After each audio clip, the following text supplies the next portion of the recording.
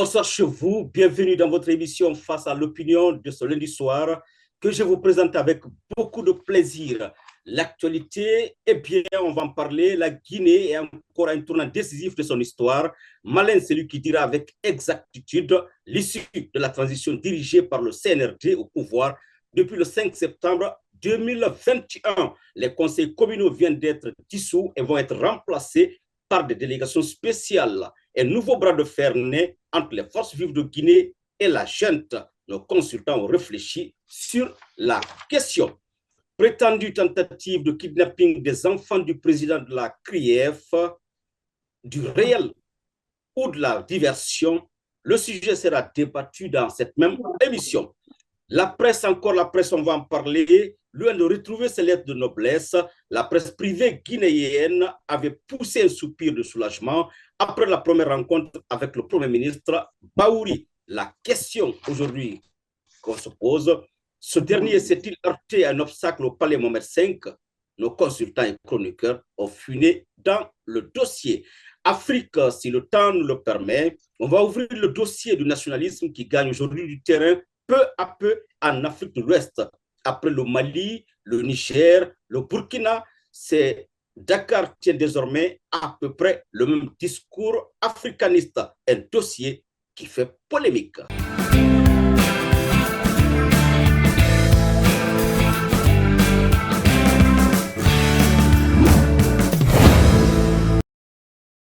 Encore une fois, bonsoir. Je me tourne vers mes confrères qui sont des journalistes qui constituent l'équipe choc de cette émission. Bonsoir Emmanuel Milimono. Manu. Bonsoir Baldi, bonsoir à tous. Et comment ça va ce matin-là, ce soir-là? Très bien, dans un Conakry sans électricité. Voilà, imaginez un peu en période de chaleur, donc on essaie de jouer au caméléon, on s'adapte. D'accord. Alors, Ibrahim Lincoln Souma, l'ambassadeur de Bagataï. Bonsoir mon cher ami.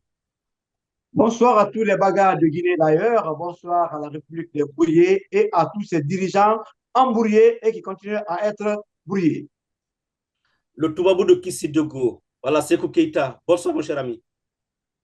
Bonsoir et bonsoir aux nouveaux anciens ministres qui ont déjà leurs documents et qui se déplacent maintenant sans problème.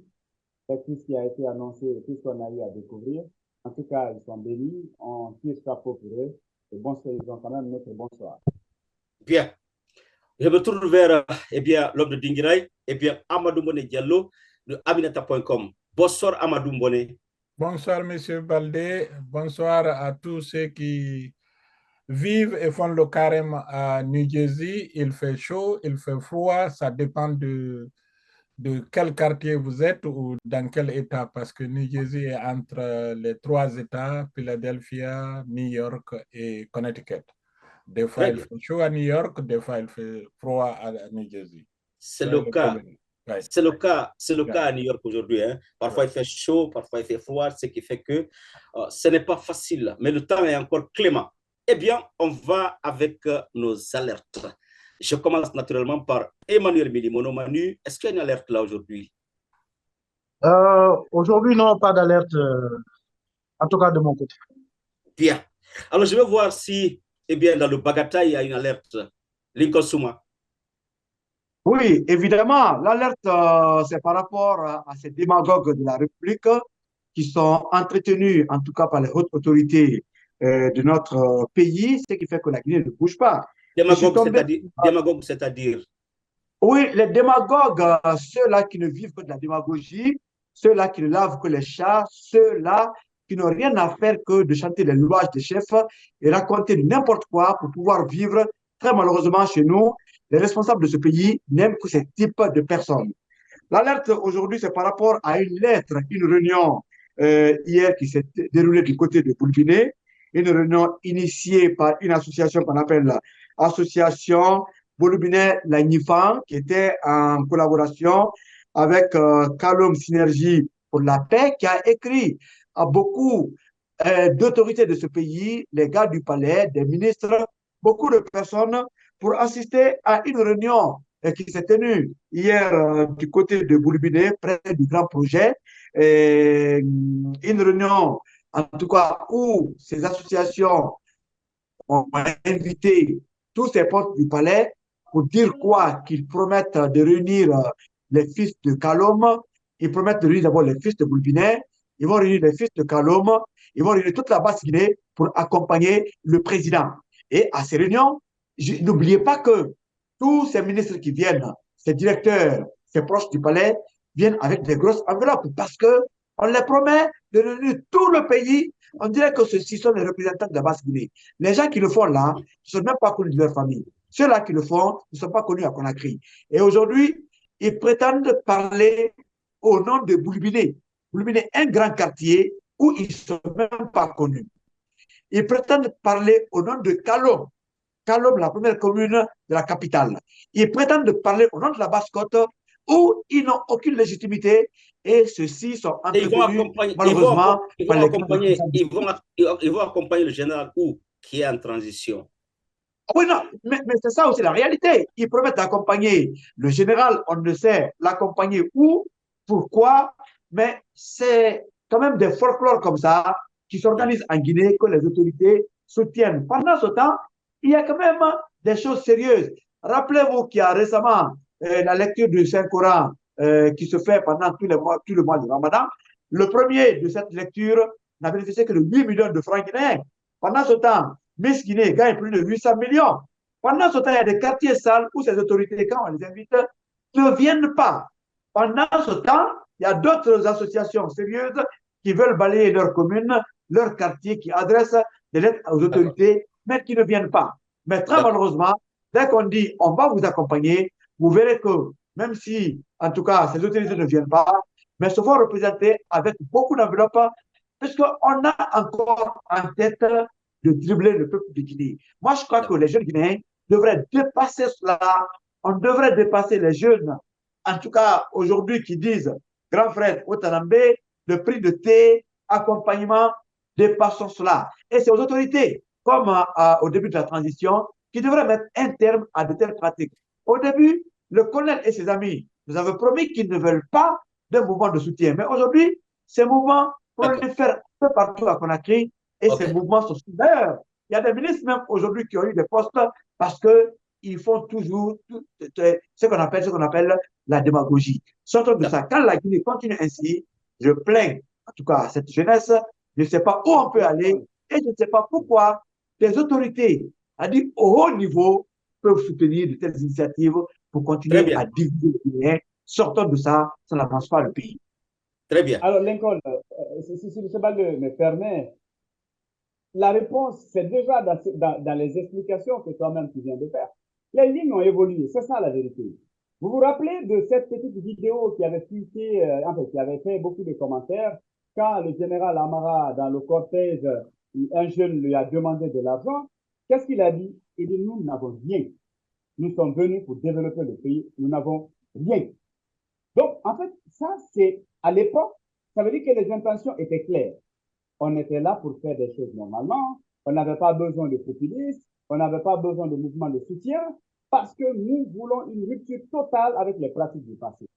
Mais maintenant que la donne a changé, la donne a évolué, eh bien, on revient à ce qu'on pourrait appeler désormais les fondamentaux pour la démagogie. Oui, vous savez, comme on le dit, c'est court. L'appétit vient en mangeant. Oui, ça, c'est un élément. Par contre, ce qu'il évoque, c'est très dangereux, c'est même scandaleux. Mais Lincoln, pose-toi la question par rapport à la réhabilitation de Baïdi Arrivé. C'est vrai, il y a eu, on a essayé de trouver des éléments pour dire que non, il reste fonctionnaire de la Banque centrale, il pouvait revenir, c'était une sorte de congé. Mais lorsqu'on a échangé avec certains qui ont dit qu'il y a eu des négociations pendant la CAN. Baïdi s'est déplacé, il est venu en Côte d'Ivoire pour suivre la CAN. Nous apprendons. Et après, qu'est-ce qui s'est passé? C'est à partir de là-bas, bien évidemment, il y a eu des échanges, il y a eu des négociations, selon les indiscrétions, selon les informations qui ont fuité, parce qu'on s'est rendu compte que Kalou n'était plus, si vous voulez, dans l'esprit du CNRD. Et comme on le disait souvent, c'est-à-dire celui qui est au pouvoir, s'il veut se maintenir, il faudrait bien qu'il ait l'onction ou, si vous voulez, le soutien de Kalou. Et puisque lui, il a vu ce mouvement spontané, les femmes sont sorties, les autres, on est allé jusqu'à dire on réclame le retour du professeur Alpha Condé, le CNRD, c'est de l'arnaque et tout. On a dit, ben, écoutez, il faut trouver un fils de Kaloum qui pourrait nous permettre d'asseoir notre autorité dans cette partie de la capitale. C'est dans ça, selon les indications, on est allé vers Baïdi. Baïdi, on sait comment il a quitté ici. Il était en exil, c'est ce qu'on doit utiliser, c'est ça la réalité. Mais après, qu'est-ce qui s'est passé? Subitement, on reste assis, on voit une note, on dit il est réhabilité. Quelques jours plus tard, il y en a même qui disaient sur les réseaux sociaux, non, il ne doit pas revenir, c'est un piège. Après, moi, je me suis dit, ce n'est pas un piège, les gens n'ont pas compris. Comme on le dit souvent, c'est de bonne guerre. J'ai un mot à dire par rapport à Baïdi Sekou. J'ai eu la chance de rencontrer Baïdi Haribo à Abidjan pendant la CAN à plusieurs occasions. Mais personnellement, je ne suis pas en train de défendre l'homme. Hein. Personnellement, techniquement, il m'avait expliqué qu'il voulait retourner en Guinée parce que au niveau de la Banque centrale, c'est un grand cadre. Il n'est pas à la retraite. Donc, s'il ne travaille pas pendant un moment donné, il a le droit d'écrire aux autorités de revenir, en tout cas, travailler. Et si, en tout cas, il n'avait pas la réponse favorable, il pouvait intenter pratiquement des recours. Donc, pour le moment, derrière cette association qu'on appelle Kalom Bourbinet, l'Anfema ou Synergie Kalom, je sais que Baïd n'est pas derrière, mais pour le moment, c'est des jeunes. Je te dis, c'est des gens qui ne sont même pas connus pratiquement dans leur famille. Mais très malheureusement, cette pratique qui prolifère un peu à Kalom pendant tout ce temps et pourquoi pas en Guinée. Donc, c'est des pratiques qui doivent attends. Tu t'attends à ce que Baïdi te dise, qu'il t'exprime qu'il a été démarché et qu'il doit venir répondre à l'appel du CNRD pour qu'il mobilise Kaloum? Non, on va pas le dire. On va fouiller. Si c'est le cas, on le mettra également. La coïncidence, elle est vraiment troublante, sincèrement. Oui, on va fouiner, comme il a dit, on va fouiner pour savoir qu'est-ce qui est derrière tout cela. On le saura parce que c'est la Guinée. Je ne sais pas si Manu et Amadou Mbone ont quelque chose à dire par rapport à cette alerte, sinon on passe. Bien, on va aller avec Sekou Keïta pour son alerte. Sekou, je te reviens encore. Alors, bon, vous savez, lorsque vous êtes dans une transition, l'un des éléments, en tout cas, qui me paraissent essentiels, c'est la confiance. Lorsqu'il y a un manque de confiance entre les dirigeants et les dirigés, qu'est-ce qui se passe? C'est que vous ne pouvez pas vous en sortir. Parce que quoi que vous preniez comme décision, on trouvera à réduire ou on verra derrière des manœuvres. C'est pourquoi un dirigeant doit avoir le courage de dire la vérité telle qu'elle est pour justement asseoir sa domination. Ce qui est en train de se passer, je vais parler aujourd'hui du recrutement à la fonction publique. Vous savez, on a annoncé en fanfare que le gouvernement doit recruter un nombre, bien évidemment, de diplômés sans emploi. Ça s'inscrivait dans le cadre de la lutte contre le chômage dans notre pays, un programme qui a été salué par quasiment tous les Guinéens. Les jeunes étudiants, les jeunes diplômés sans emploi, et même des anciens, des adultes, les gens ont postulé. Une plateforme a été créée à cet effet. Un montant, je crois, de 110 000 ou de 100 000 avait été payé à cet effet. Et après, on a vu le processus comme si ça s'était estompé, ça s'est arrêté brusquement. On est resté dans la foulée de passation de services quand il y a eu, après dissolution du gouvernement, on a entendu le ministre Julien Yemboulo, puisque c'est lui qui était à l'initiative, dire que voilà, le montant payé, les montants payés, en tout cas une première tranche qui faisait les 13 milliards et quelques. Et après, donc il a dit tout ça lors de sa passation de service. Avec le nouveau ministre, il a annoncé récemment la relance non seulement de la plateforme, mais la poursuite même, que ce soit des inscriptions et tout ce qui va avec, histoire de normaliser et aller vers un concours qui sera soldé de recrutement. Ça a suscité de l'espoir, mais après, il fallait fouiner, il fallait chercher à savoir est-ce que ces annonces-là sont fondées sur quelque chose? Est-ce que c'est une réelle volonté? Est-ce que ce programme ou cette annonce de recrutement entre griffes, c'est du vent? Alors, on a cherché à comprendre exactement ce qui ne va pas. Et finalement, qu'est-ce qui ne va pas? Justement, le processus qui avait suscité autant d'action, autant d'espoir soit interrompu brusquement, on a voulu le comprendre. Eh bien, il y a quelques éléments déjà qui commencent à tomber et qui risquent bien évidemment de décevoir beaucoup de personnes. Puisqu'on apprend que il y a eu des recrutements massifs au niveau de l'armée et que le CNRD aurait décidé de procéder en catimini, au-delà du recrutement officiel qui avait été annoncé, qu'on a vu et tout ce qui a accompagné ça, il y a eu quand même des recrutements dans plusieurs endroits du pays, mais sans qu'il y ait une communication officielle. Et le nombre serait tellement élevé qu'au niveau de la fonction publique, sur le quota qui avait été annoncé, si le quota est déjà atteint au niveau de l'armée, eh bien, il va sans doute que ça va créer d'énormes problèmes. Et du coup, le recrutement qu'on annonce, le recrutement à la fonction publique qu'on est en train de vanter ou qu'on est en train de relancer, serait, je mets au conditionnel, l'entreprise serait une sorte de distraction, une façon de gagner du temps, c'est-à-dire on va même faire le texte, après vous allez attendre des mois durant pour les résultats. Quand ça va venir, on va dire il faut attendre l'arrêté, il faut attendre une prise en charge de tout ce qui s'ensuit, et qu'en réalité, c'est en tout cas à date, que le gouvernement n'est pas à même de relancer ce recrutement, et même s'il le relançait, il n'avait pas les moyens nécessaires justement de prendre en charge ces nouveaux fonctionnaires. Déjà, économiquement, il y a des difficultés économiques, mais au-delà, c'est que le recrutement qui a été fait de l'autre côté, s'il est confirmé, si le nombre qu'on entend dans la foulée est réel, il faut vraiment s'asseoir. Pour le moment, on met l'information au conditionnel. On va mettre au conditionnel, vous savez, tout ce qui concerne l'armée, du moment où il n'y a pas un document officiel pour nous dire il y a un recrutement en cours, on veut telle personne, il n'y a pas eu de communication officielle autour de ça, ça veut dire qu'on ne peut pas l'affirmer au risque de se faire taper sur le doigt parce qu'il n'y a pas un document officiel, mais officieusement, on sait tous, en tout cas les informations qui circulent, c'est qu'il y a eu un recrutement massif dans l'armée. Et du coup, le nombre est tel, s'il faut faire face à leur prise en charge, il faut se dire clairement que le recrutement des jeunes diplômés annoncés ne pourra en tout cas être effectif, en tout cas pas cette année, pour des raisons évidentes, puisqu'on ne pourra pas les prendre en charge au regard de ce recrutement justement. Et quand c'est comme ça, je crois que ça va être très dangereux, ça va être très scandaleux parce que ça va créer des précédents.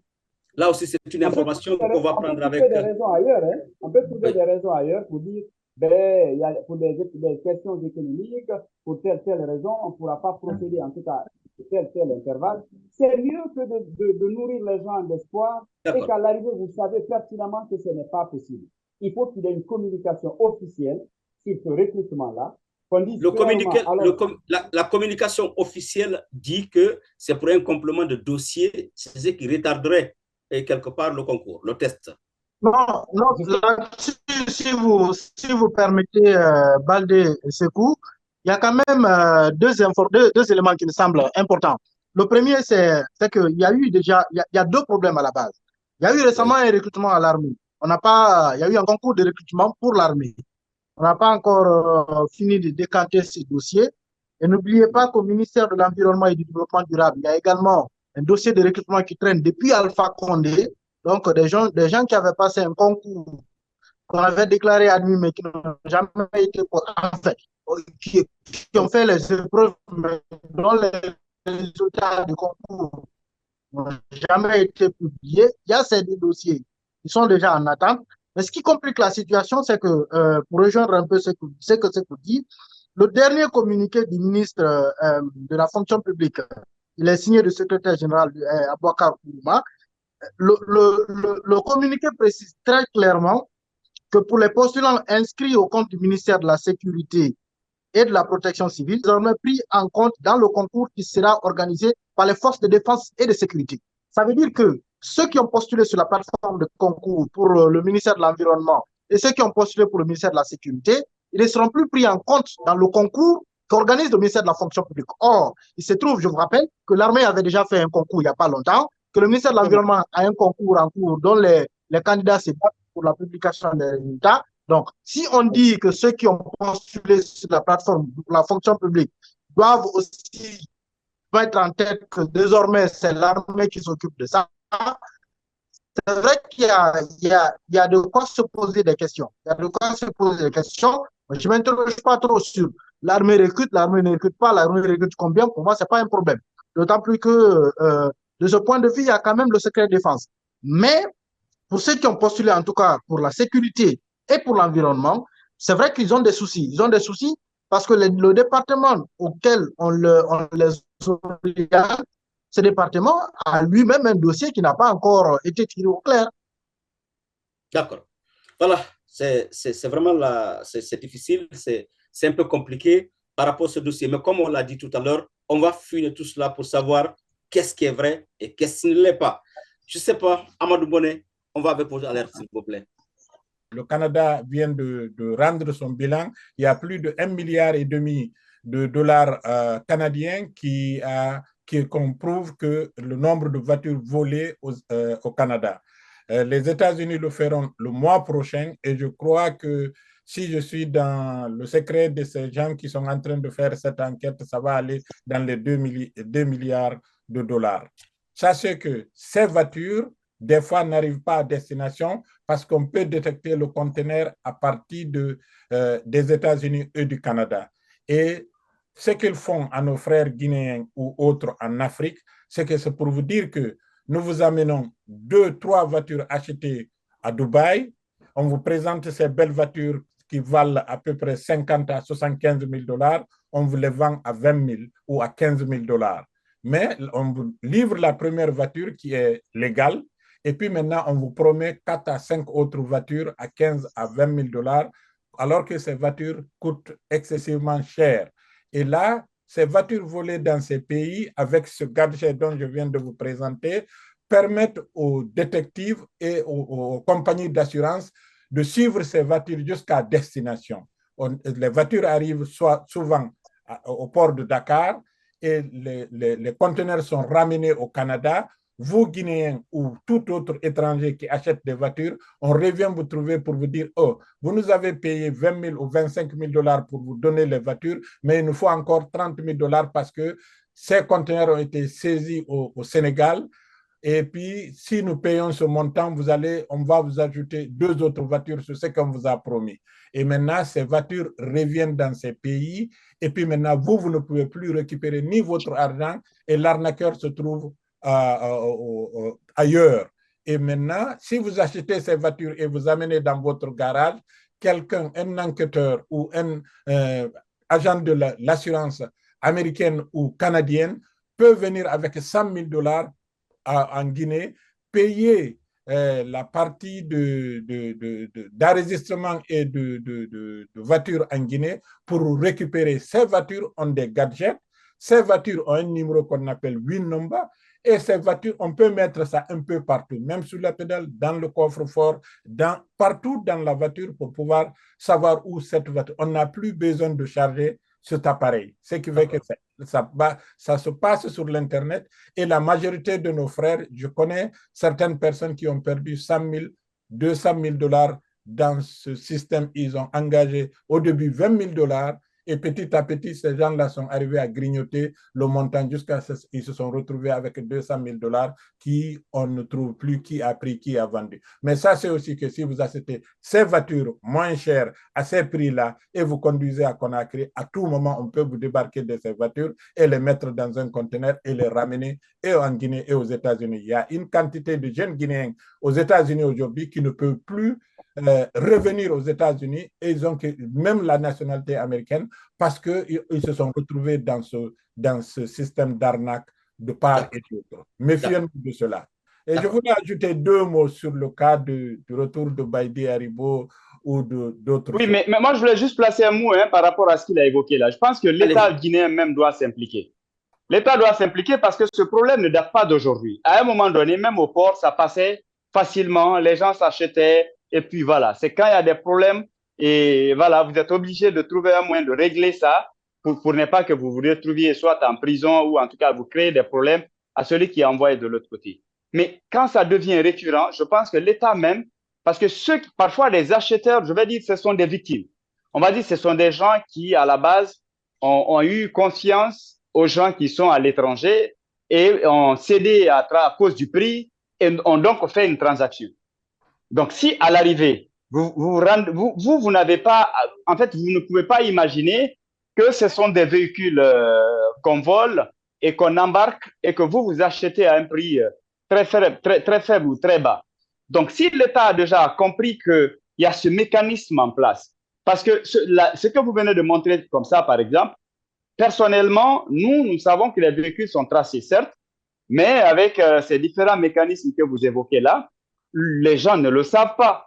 Pour les gens, quand on vole aux États-Unis et qu'on envoie en Guinée, eh bien, vu la distance, et puis personne ne se lancerait dans la course de venir jusqu'en Guinée pour retrouver seulement une voiture et ainsi de suite. Là, on se dit, et c'est là où on se plante. Donc, on devient parfois, il y en a qui sont des victimes, qui ne savent pas que ce sont des véhicules volés et qui se lancent tout simplement à cause du prix ou de la confiance qu'ils ont, ou même d'ailleurs, il y a des pages il y a des pages qui sont créées sur les réseaux sociaux, des plateformes sur lesquelles vous pouvez faire des commandes. On vous dit dans 3 mois, on vous livre la voiture, vous payez même une partie en attendant, on vous envoie les photos et tout ce qui s'ensuit. L'État doit s'impliquer. L'État doit s'impliquer parce que c'est de l'arnaque. Voilà, à travers le port, bien évidemment. L'État doit s'impliquer, mais aussi ceux qui savent pertinemment que ces voitures ont été volées, eh bien, ne sont pas des victimes, eh bien, c'est le réseau mafieux. Oui, le réseau mafieux, je vais ajouter juste un mot, c'est court. Aujourd'hui, en Guinée, quand ces voitures arrivent, je vais dire en monnaie qu'elles ne sont pas forcément vendues en Guinée. Il y a un réseau qui les fait traverser vers la Sierra Leone, et ainsi de suite. Donc, il y a justement, oui, c'est vrai. Les voitures volées du côté de la Sierra Leone, on vient les revendre en Guinée. Ce qu'on vole en Guinée ou ce qu'on prend, vole en Europe pour la Guinée, on les prend, on les fait traverser pour aller vers la Sierra Leone. Et un tel réseau, n'oubliez pas que je n'affirme pas d'emblée, mais que la complicité vraiment est très très forte, hein, ce qui fait que ça marche comme sur des roulettes. C'est une situation qui est claire. Même des véhicules qu'on vole aux citoyens à Conakry, mais il y a tellement de barrages que ça peut passer facilement à l'intérieur pour se retrouver du côté des frontières. Le réseau est très grand et tout le monde est victime. Moi, j'ai peur que mon beau Emmanuel, là, qui va acheter un nouveau véhicule, ne va pas descendre de la voiture. Donc, on peut être, c'est-à-dire, nous sommes des victimes, mais on peut être encore plus victimes parce que nous ne sommes pas sécurisés par l'État qui doit tout apporter pour pouvoir sauver les citoyens d'un tel trafic. D'accord. Monet, vous partiez sur le dossier de Baïdi. Pas seulement de Baïdi, je voudrais parler de la situation politique de notre pays. Chercher à être soutenu par une petite entité. On a vu le cas de Malik Sankon qui promettait au professeur Alpha Condé 2000 miliciens à sa disposition.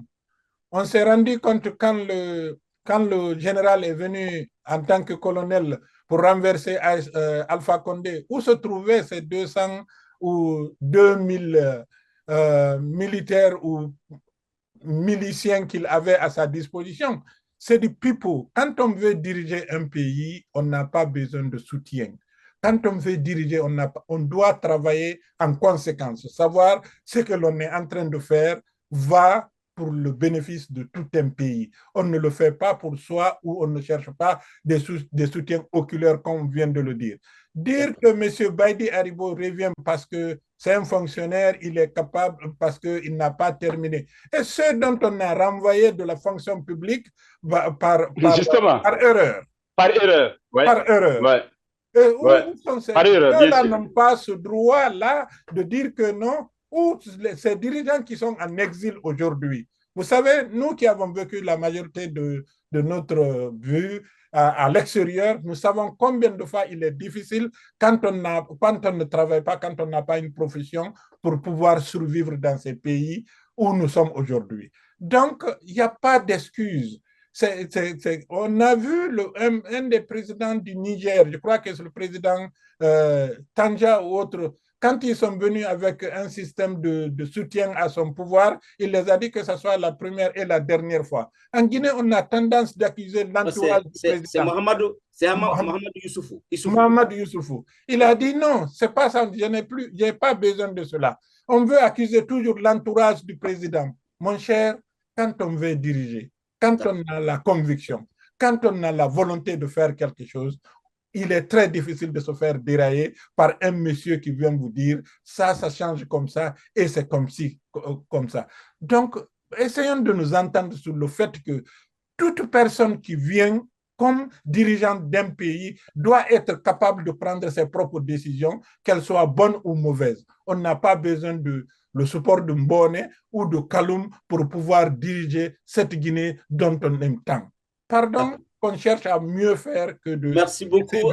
Merci beaucoup. Non au comité de soutien qui sont parfois alimentaires, comme on le dit souvent. Eh bien, on va prendre la pause café et on revient tout à l'heure.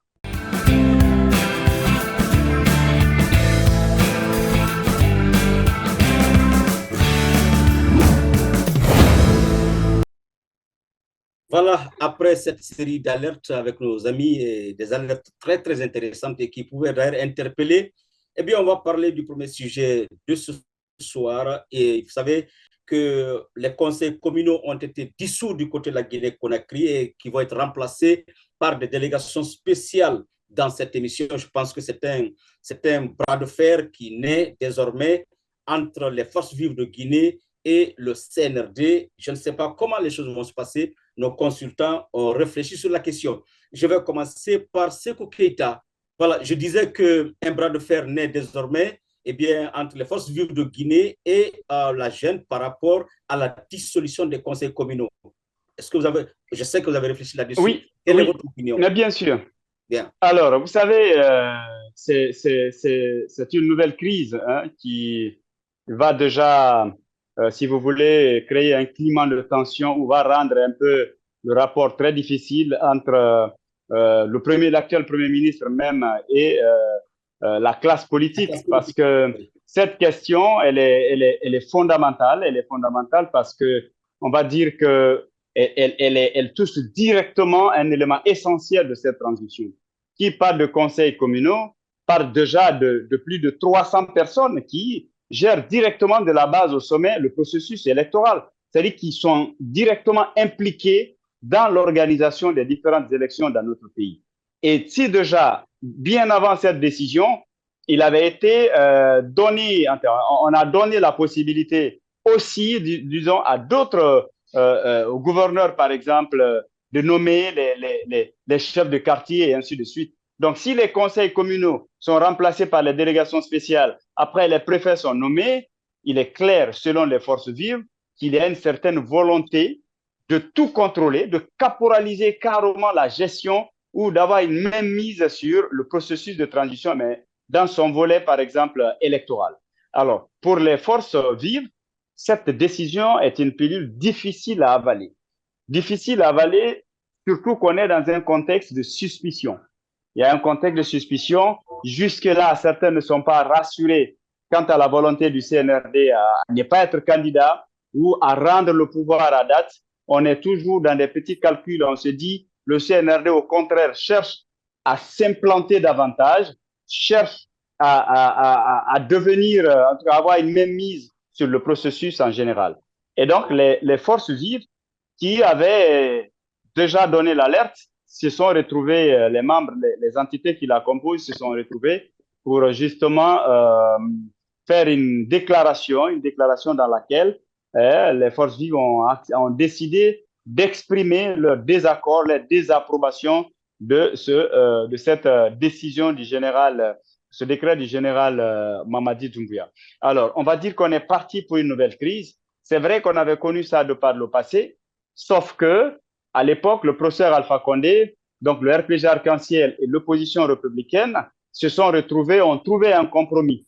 Et le compromis, il s'agissait justement de partir sur les résultats et les précédents résultats. Si l'UFDG a remporté à Ratoma, l'UFDG aura la délégation spéciale de Ratoma. Et donc, ça a permis un peu d'aplanir un peu les divergences, d'éviter que sur l'ensemble du territoire, qu'il n'y ait que des représentants du RPG Arc-en-Ciel ou de l'administration. Et donc, avec cette façon de procéder, on s'est retrouvé quand même avec les conseillers, des délégations spéciales plus ou moins mélangées, colorées. Et donc, ça a permis de gérer la situation. Donc, on se disait dans le cadre figure que le CNRD ou en tout cas le gouvernement allait prendre la démarche d'aller vers la classe politique ou en tout cas discuter et trouver un compromis. Tout le monde est d'accord que les conseillers communaux aujourd'hui on va dire, n'ont plus leur raison d'exister parce que la période... Oui. Lorsque tu dis, par exemple, que le gouvernement ou le CNRD devrait aller vers la classe politique, est-ce que vous pensez que le CNRD ou le CNRD, je parle du CNRD, a vraiment de la considération pour cette classe politique-là? Ah, c'est justement ça la réponse. Oui. On a moins de considération pour la classe politique. Oui. Le CNRD fait ce qu'on appelle un pilotage à vue et à souhait. C'est ce qui est en train de se passer. Sinon, on sait pertinemment que du moment où déjà on avait annoncé une première fois que c'est le ministère de l'administration du territoire et de la décentralisation qui va organiser les élections, chose qui a été contestée, vous nommez les chefs de quartier et vous voulez mettre en place des conseillers communaux. Tout le monde est d'accord que ça allait passer difficilement, ça allait créer, c'est conflictuel, c'est une décision conflictuelle. Donc, en prenant de telles décisions, si vous avez envie de faire les choses vite et bien, vous faites avec les acteurs qui sont directement concernés. Vous discutez, vous ouvrez un couloir de dialogue, vous allez trouver un compromis. À la base, les gens ne sont pas contre qu'on remplace ces maires par les délégations spéciales, mais c'est l'opportunité et la façon de procéder qui pose problème. Pendant qu'on dit non, il faut organiser les élections communales cette année, vous voulez les remplacer cette année par les délégations spéciales. Ça sous-entend que les élections communales, ce n'est pas pour cette année. C'est le premier problème. Deuxièmement, vous voulez nommer vous-même les membres à tous les niveaux. Et là aussi, ça pose un second problème.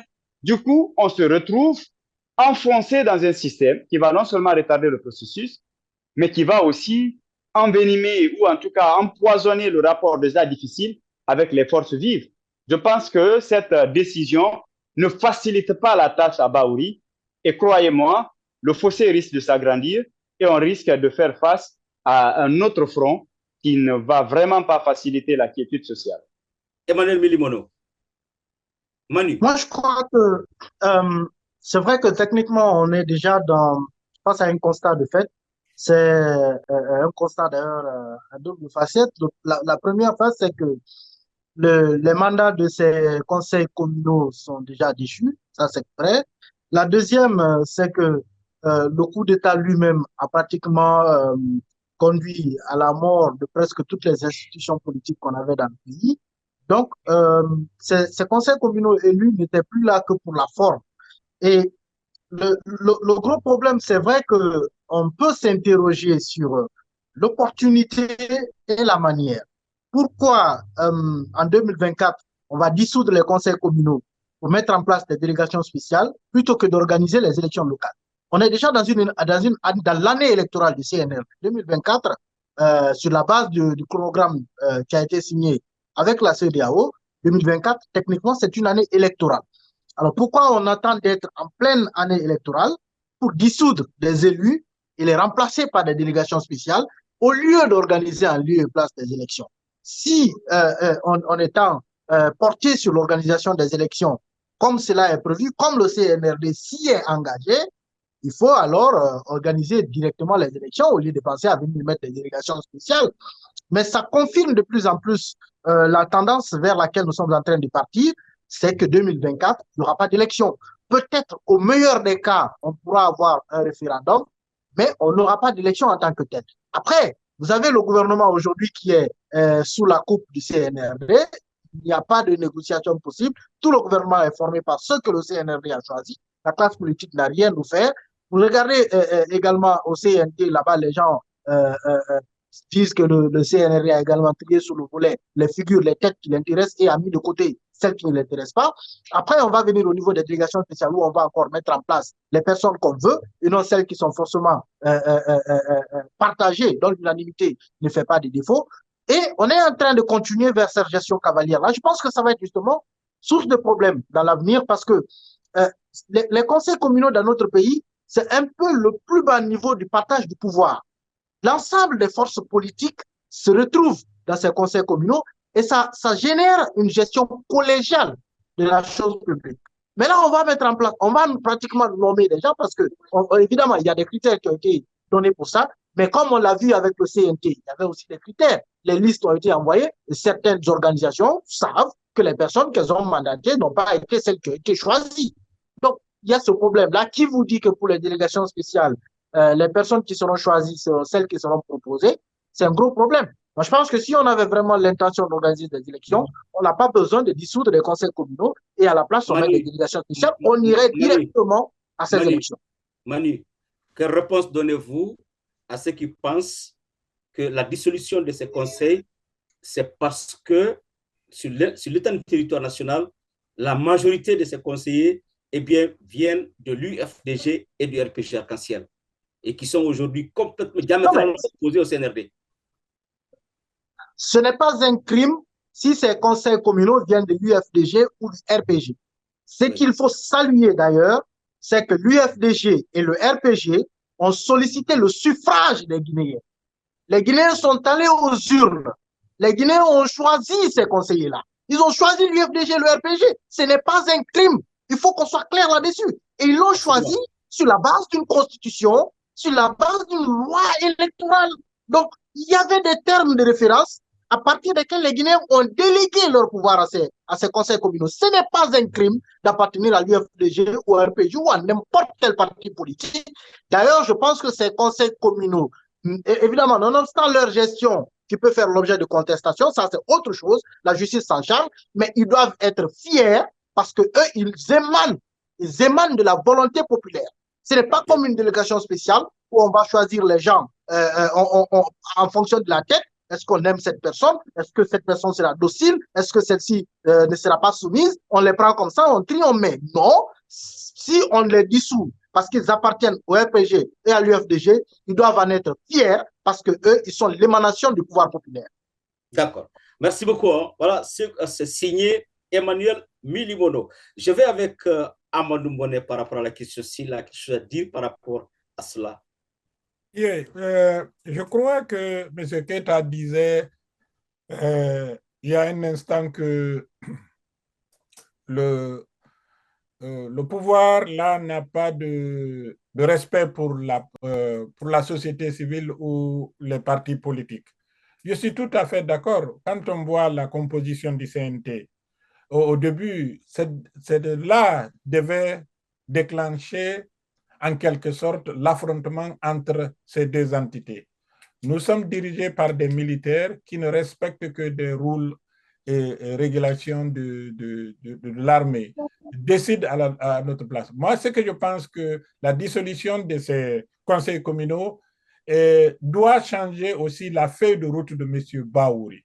Lui qui est issu de l'opposition, en tant que Premier ministre, il doit revoir sa feuille de route dès maintenant, parce que ça ira de ceci à cela plus tard, parce que d'autres accusent déjà le pouvoir de vouloir continuer le troisième mandat du professeur Alpha Condé, et cela se dessine au jour le jour, que si nous pouvons bien le revoir, regarder l'autre viseur de l'engagement de ce pouvoir. Oui, mais M. Bonnet, oui. Le troisième mandat du professeur Alpha Condé, dans les conditions normales, je crois, finit en 2025, right? Oui.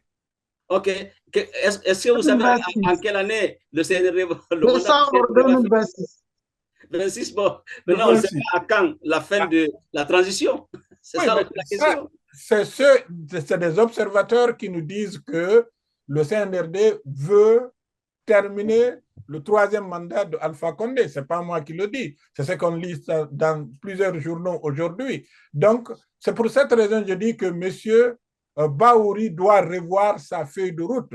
Parce que ce qu'on est en train de mettre sur place pour lui, s'il est sorti de l'opposition, il doit savoir jusqu'où aller ou ne pas aller. À ce niveau où nous sommes aujourd'hui, nous nous rendons compte qu'il n'a presque pas encore le contrôle du mandat qui lui a été confié. D'accord. Il n'y a pas de problème. Merci beaucoup, Amadou Bonnet. Je vais avec Ibrahim Kosouma. Je ne sais pas s'il a un mot à dire par rapport à la question, la dissolution des conseils communaux. Ce n'est pas étonnant, c'est le parachèvement du coup d'État du 5 septembre. Tout n'est pas terminé. Vous savez, ce qui est un peu dommage par rapport à tout cela, c'est la Constitution qui est dissoute. Les autres lois de la République ont été réhabilitées. Pour preuve, il y a des lois de la République qui marchent. Le code électoral est encore là. Le code civil est là, et ainsi de suite. Et pour dissoudre, par exemple, un conseil communal, il faut aller avec l'article 100 du code électoral, qui dispose que le conseil communal ne peut être dissous qu'en vertu de l'article 80 de la même loi. Or, cet article 80 est clair et cet article a été cité par les forces vives. Le conseil d'une collectivité locale, dont le tiers au moins des membres ont été reconnus coupables par le tribunal de première instance d'avoir commis des crimes ou délits, peut être dissous sur proposition du ministre en charge des collectivités locales. La dissolution est prononcée par décret du président de la République. Pour le moment, aucun tribunal, aucune justice ne s'est prononcée par rapport à ce détournement. Mais il faut comprendre aussi que dans la vague de nomination, il y a encore des proches qui n'ont pas eu de poste. Il y a des cousins qui n'ont pas eu de poste. Il y a des beaux qui n'ont pas eu de poste. Il y a des belles-sœurs qui n'ont pas eu de poste. Il faut en créer pour que tout ceci, pour que les courtisans puissent aussi être invités à la mangeoire. C'est la réalité. Aujourd'hui, la composition se fait comment? On demande des listes comme on a fait pour le CNT. Mais ces listes-là, d'autres listes sont incluses pour pouvoir imposer des proches. On a vu avec le CNT, où les belles-sœurs qui n'ont jamais figuré sur les listes ont été nommées comme des conseillers nationaux au Conseil national. C'est la réalité. Donc, il faut faire de sorte que tous qui soutiennent la transition, tous qui chantent dans les coulisses, tous qui appellent des copines, tous qui font du thé, puissent gagner aussi leur place. Mais moi, je lis un passage. Quand on dit que cette dissolution doit être lue par le président de la République, pour le moment, on n'a pas un président de la République. On a un président de la transition. Donc, est-ce qu'il revient à un président de la transition de dissoudre les conseillers communaux? La question se pose. Est-ce qu'aujourd'hui, en 2024, qui est déclaré comme année électorale, on doit dissoudre un conseil communal et bientôt on est en décembre? Il ne reste que 8 mois pour le délai légal de la transition. Pourquoi c'est maintenant qu'on doit aller, en tout cas, sur de tels terrains? Beaucoup de questions se posent. Il ne faut pas compter sur Baouri, parce que sur Baouri même plaide aujourd'hui pour qu'il y ait ce qu'on appelle le glissement. Mais s'il faut glisser, il faut glisser collectivement. Il faut glisser avec tous les Guinéens et ces conseils communaux vont partir, mais ceux qui vont les remplacer, les problèmes.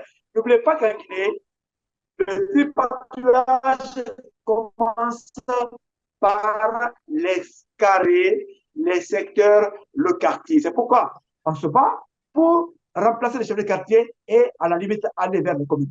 Moi, je crois que les forces vives, ce qu'ils disent, est basé sur la loi. C'est à nos autorités quand même d'avoir raison gardée pour ne pas aller sur le terrain, puisque dans 8 mois, la transition doit finir. Le glissement n'est pas officiel. Mais très malheureusement, la Guinée n'est pas encore sortie du bourbier et c'est encore dommage. Encore dommage, et bien qu'il ait plus de peur que de mal. On va se tourner vers la technique pour une petite pause et on revient pour la dernière partie. On y va avec la pause.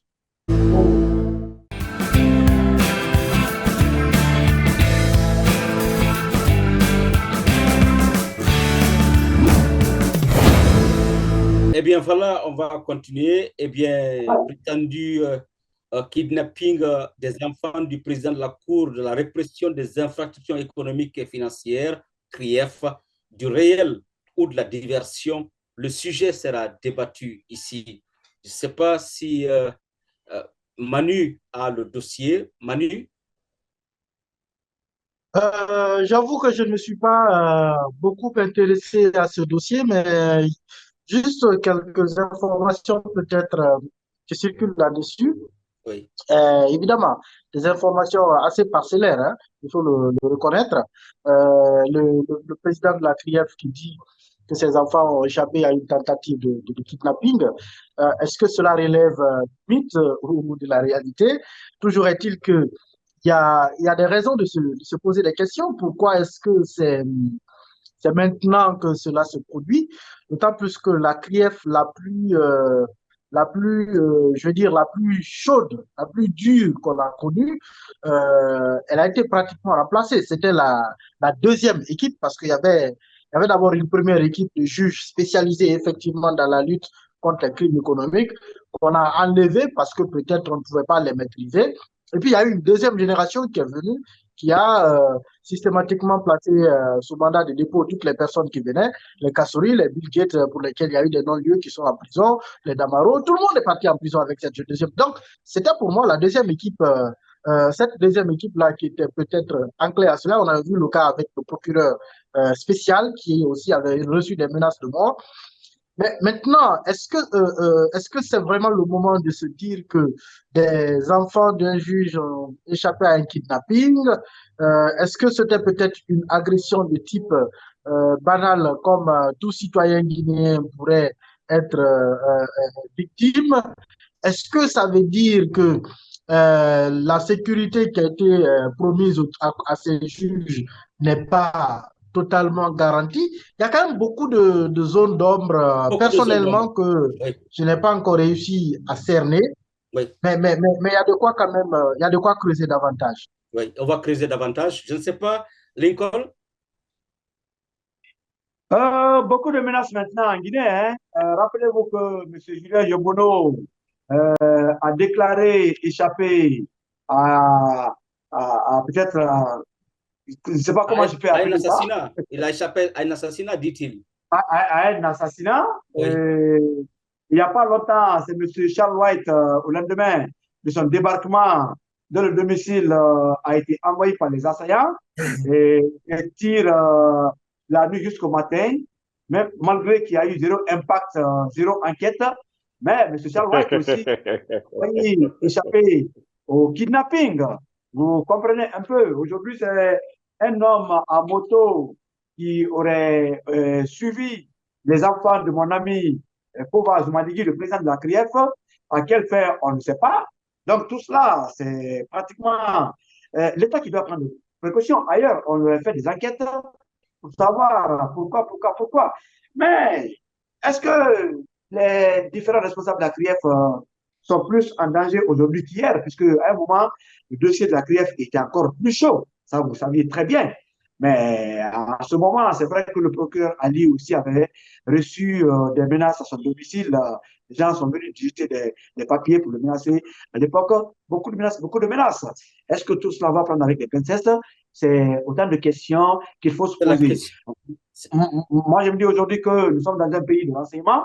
La Guinée est devenue un État policier.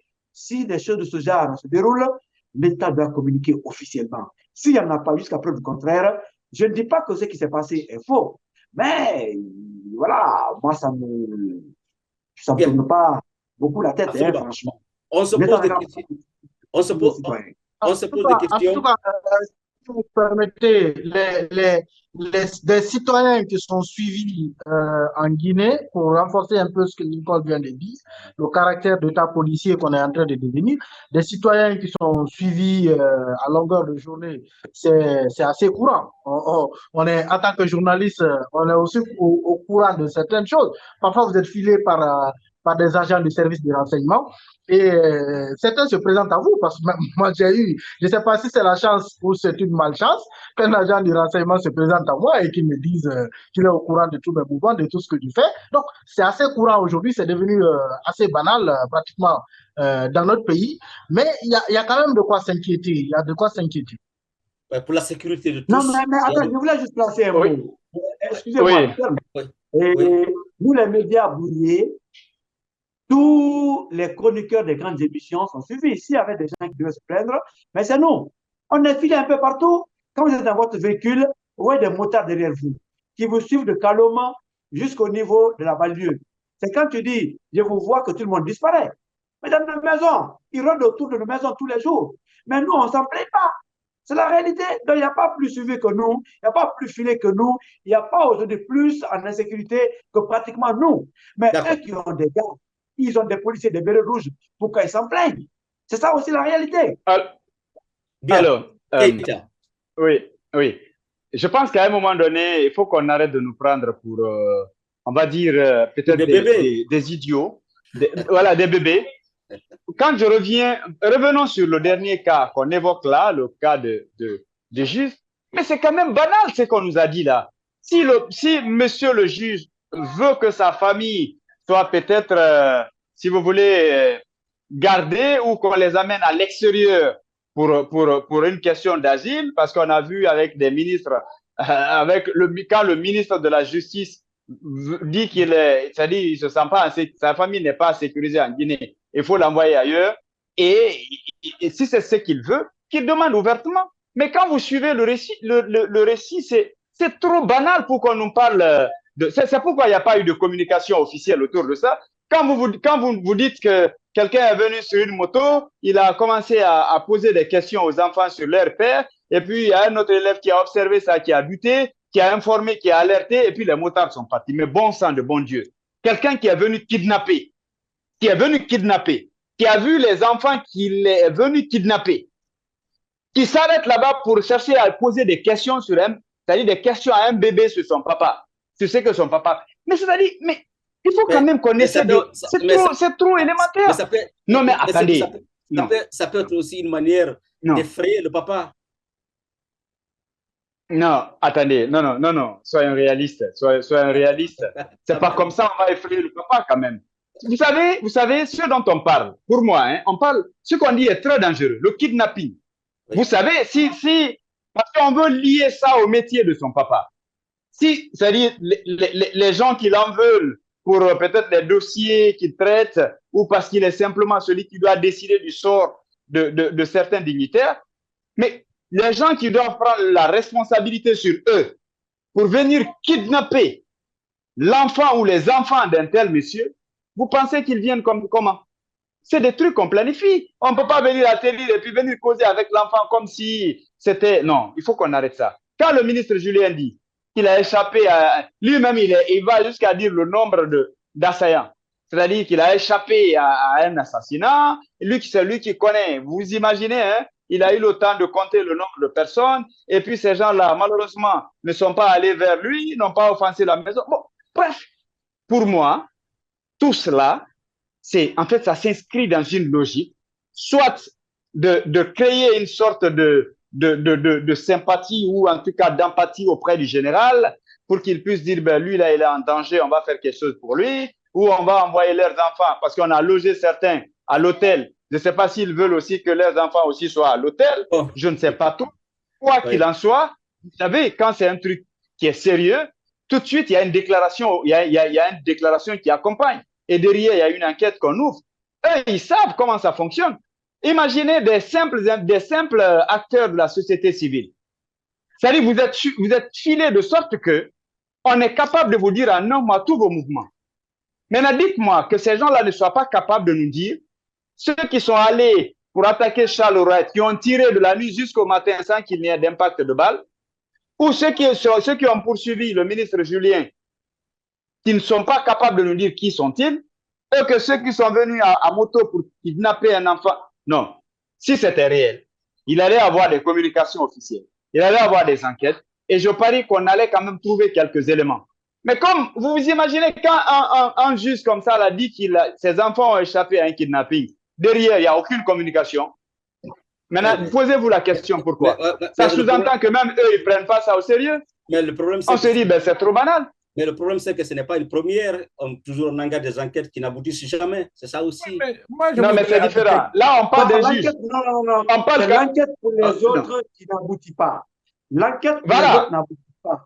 Mais justement, en tout cas, soigneusement préparée par l'État, ça aboutit. Il y a eu des trucs ici qui ont marché en une semaine, devant des enquêtes qui ont été pendant des années. Ça aussi la réalité. Mais bien sûr. D'accord. Amadou Boné. Deux poids, deux mesures. Moi, je voudrais dire quelque chose sur ça et j'aimerais savoir. Le nouveau ministre de la Justice vient de nous dire que les 15 voitures accordées à la Cour suprême et que la majorité de ces gens qui travaillent ils rentrent aujourd'hui, après le service, ils rentrent à la maison soit en utilisant des mototaxis ou bien en prenant le taxi pour rentrer à la maison. Ceux-là sont moins importants que le juge, en quelque sorte. Ceux de la Cour suprême sont moins importants. Disons-nous quelque chose. Non, mais le problème, c'est que le juge de la CRIEF a un dossier très sensible qui pourrait aussi créer des menaces. Il faut le reconnaître par rapport à la Cour suprême aujourd'hui qui n'a pas de grand dossier à traiter. Non, non, non. On va dire que, d'ailleurs, on va dire s'il y a quelqu'un qui devrait être menacé, c'est bien le procureur. Parce que c'est lui qui, on va dire, c'est lui qui poursuit. Le juge, pour le moment, il y en a même qui ne le connaissent pas ou qui ne connaissent même pas son nom. Parce qu'il ne parle pas. Tout ce qu'il dit de spécial, c'est dire l'audience est renvoyée. L'audience est suspendue. Non, vous n'avez pas la parole. Mais en fait, c'est ce qu'il fait. Donc, lui, il n'est pas connu. Pour le moment, il n'a rien fait qui pourrait, en tout cas, c'est mon avis, qui pourrait créer tout ce qu'il est en train de dire. C'est le procureur qui est connu. Aujourd'hui, dès que vous dites Krief, on parle de Ali Touré. Krief, on dit Ali Touré. Mais il se promène tranquillement, il sort, il monte, il descend. Mais après, c'est quoi cette histoire-là? Il faut qu'on arrête. Mais ce n'est pas lui qui délibère après le jugement, Ali Touré. Mais on n'est pas arrivé à ce stade d'abord. Voilà. En attendant, moi, je peux voir le juge actuel. Demander combien de personnes peuvent le voir et le reconnaître. Ah, c'est rare. Moi, je voudrais... Il n'a rien fait pour le moment. Voilà. C'est le procureur qui est connu. Voilà. On nous parle ici de Charles, on nous parle ici du ministre Yombono et de ce juge. D'accord. Mais combien de Guinéens sont attaqués, combien de Guinéens lambada sont attaqués dans leur maison par jour aujourd'hui dont on ne parle pas? Ce juge et toute autre chose qui sont à la tête de notre pays, ceux de la justice, devaient savoir qu'il y a plusieurs commerçants, hommes d'affaires, qui sont spoliés de leurs biens tous les jours dans ce pays. Qui en parle? Si ce n'est pas la presse qui est muselée aujourd'hui. Il y a combien? Et vous restez là, Amadou Bonnet, on va parler de la presse. Je commence par vous d'ailleurs. La presse, je le disais ici, la presse encore, on va en parler. Loin de retrouver ses lettres de noblesse, eh bien, la presse privée guinéenne avait poussé un soupir de soulagement après sa première rencontre avec le Premier ministre Bahouri. La question aujourd'hui qui se pose ici, est-ce que Bahouri s'est heurté à un obstacle au palais Mohamed V? C'est-à-dire que tout est encore stagnant, les négociations, ça n'a pas marché, la presse, son attente reste encore une attente. C'est la question qu'on se pose aujourd'hui. C'est toujours le statu quo. Alors, allons avec la presse. À vouloir bien parler de Bahouri, d'aucuns diront que vous êtes contre Bahouri ou vous ne voulez pas que Bahouri soit ci et soit là. Attendons-nous bien, on va lui donner 90 jours pour pouvoir... 100 jours. 100 jours. Ça fait 100 jours. Faut pas 100 jours. Moi, je dis 90 jours parce que déjà, si je disais 100 jours, je vais dépasser la limite. Donc, pour cette raison, on devrait savoir ce que M. Bahouri peut apporter. Raison pour laquelle j'avais dit au début, il doit revoir sa feuille de route. Dès qu'on a essayé de dissoudre déjà ce truc communal. D'autre part, M. Bahouri, heureusement qu'il n'a pas fait un communiqué spécial pour nous dire qu'à partir de demain, tout rentrera en ordre.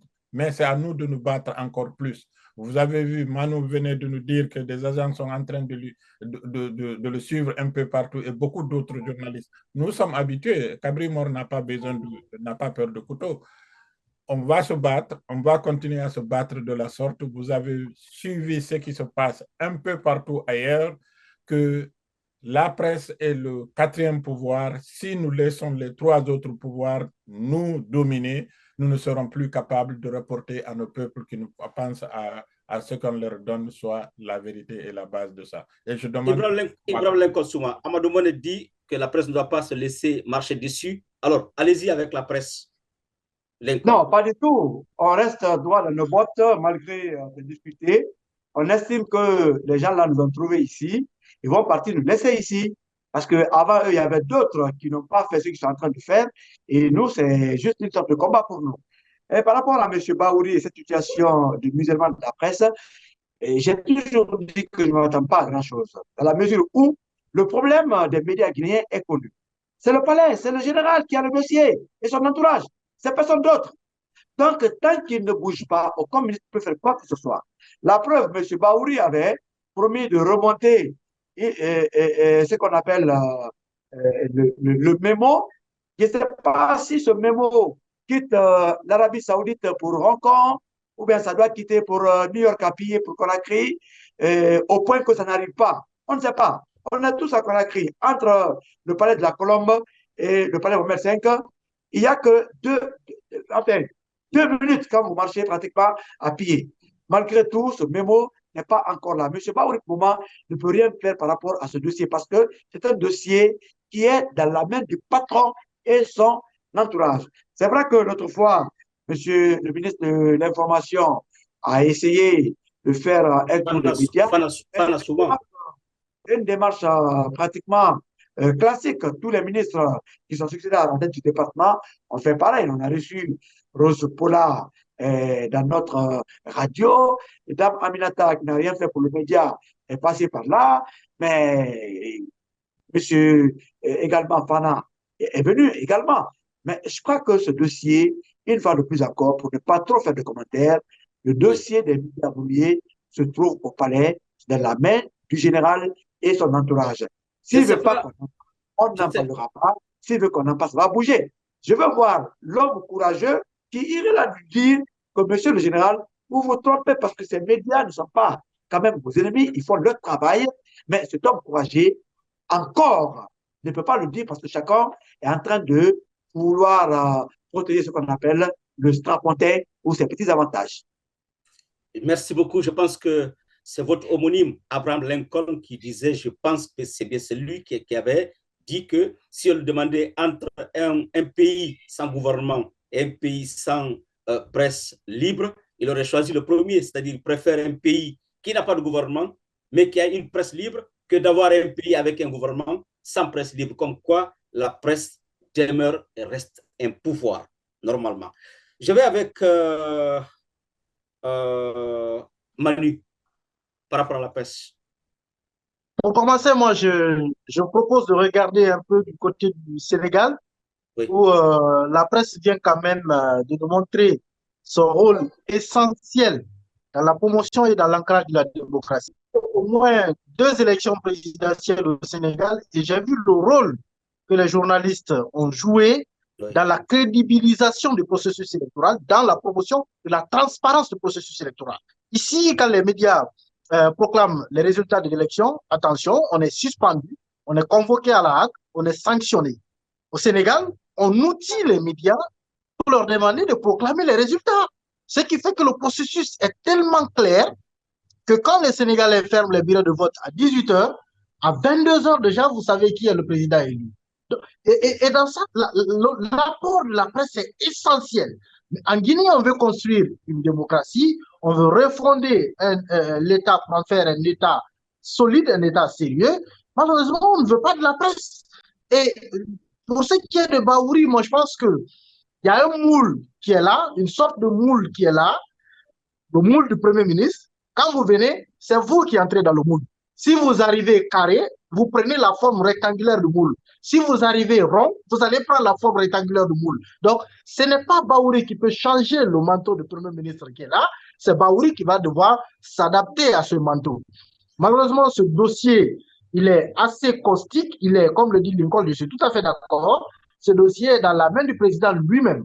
Et il ne faut pas penser que, par exemple, le Premier ministre que Baouri a remplacé, Bernard Goumou, que Bernard Goumou n'avait pas de volonté. Il avait aussi cette volonté, il était touché, il était sensible à cette question. Malheureusement, il n'a pas pu parce que la solution n'est pas entre ses mains. Quel que soit le Premier ministre qui va venir, tant que le président ne lève pas le pied, ce dossier ne va pas avancer. Et malheureusement, il est de notoriété que tous les pays dans lesquels on combat la presse sont généralement, ce sont des gouvernements qui sont allergiques à la bonne gouvernance, qui sont allergiques à la démocratie, qui sont allergiques aux libertés fondamentales. Sinon, la presse, ce n'est pas un allié. La presse, ce n'est pas une ennemie, c'est une alliée. La preuve, c'est que la presse elle-même participe parfois à mener des enquêtes, à fouiller, à révéler des informations qui ne sont pas parfois à la portée du gouvernement ou qui ne sont pas à la portée de l'appareil judiciaire. Plusieurs dossiers ont été mis sur la place publique en Guinée par la presse et ces dossiers ont ensuite été repris par la justice et ça a donné gain de cause. Donc, si on veut réellement avancer dans le bon sens, on n'a pas besoin de piétiner la presse. Très malheureusement. Je pense que tant que le président n'a pas décidé de lever le pied, Baouri ne peut rien changer à cette situation. Malheureusement, c'est très, très dommage. C'est dommage pour nous que ça arrive surtout à un moment où on dit qu'on est en refondation institutionnelle. Ni le Premier ministre, ni le ministre de l'Information, ni la haute autorité de la communication ne pourront quelque chose si toutefois le palais Mohamed V ne le voudra pas. Eh bien, je vais avec Sékou Keïta pour clore ce dossier-là. Keïta, Sékou Keïta, voilà, je pense que Sékou n'est pas là. Voilà, on l'a perdu. Sinon, Sékou Keïta, lui, il en sait plus puisqu'il est du groupe Dioma, et bien nos confrères de Dioma qui savent aujourd'hui et qui traversent des moments très, très difficiles avec, bien sûr, la transition. Eh bien, je pense qu'on va s'arrêter là ce soir. On va mettre fin, cet élément va mettre fin à cette émission de ce soir, encore une fois. Partout où vous êtes à travers le monde entier, je vous dis merci et toute mon équipe et, vous dit merci. Et à nous de remercier la direction technique, et bien Ibrahim Sissé à Washington DC, Ibrahim Diallo à Lyon en France, Rogeti et Kourouma Sekou en Afrique. Merci à vous. Je vous reprends dans la prochaine émission.